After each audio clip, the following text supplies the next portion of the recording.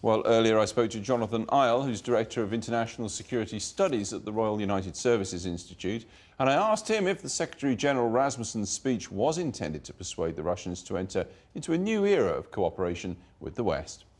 I think it's more a political message, and it was part of a speech that included a lot of other discussion. For instance, why don't the Russians cooperate in missile defense with the Europeans? I think there was a feeling that there is a new leadership in NATO. After all, Mr. Rasmussen was a former Danish prime minister, so a very high figure, very high-profile figure.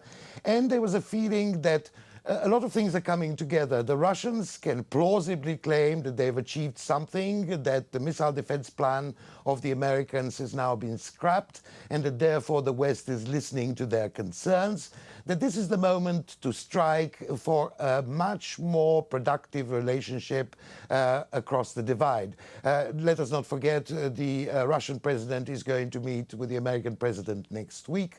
So a lot of things are falling into place. Unfortunately for the NATO Secretary General, he also has to look after his own alliance's members. And the East Europeans feel rather jaded. First, to be left in the lurch by the Americans. Secondly, they are very suspicious of these attempts to draw the Russians closer together. Now, would there be any room for cooperation with the Russians over missile defence, or this seaborne missile defence? The subject of missile defense is highly complicated. First, it's not at all obvious that the American military, which has made quite a few strides in missile defense, will likely share their secrets, their technological advancements with the Russians. Secondly, the Russians simply don't see it in our way. They continue to claim that Iran is far away from acquiring a nuclear weapon, and they are also in general not very happy about the security arrangements in Europe. Let's not forget, missile defense was just a manifestation of a bigger dispute. The problem for the Russians is that they do not like the arrangements put in place at the end of the Cold War. They want to see these reversed, and they don't want to negotiate with the East Europeans, but they want to negotiate about the East Europeans, above their heads, with the United States. And just to bring it back to our starting point, if asked for advice on Afghanistan, would the Russians be likely to say, well, put more troops in, or say, take them all home?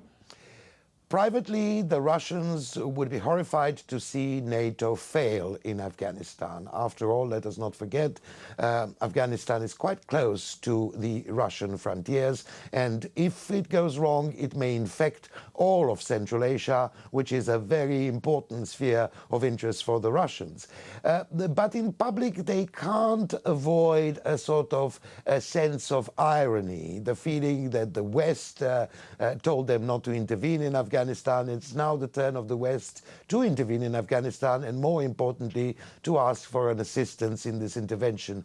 I don't see any chance whatsoever of the Russians going along with helping us, apart, of course, from the decisions that have already been taken, which is logistical supply lines through Russian territory to supply the NATO forces on the ground.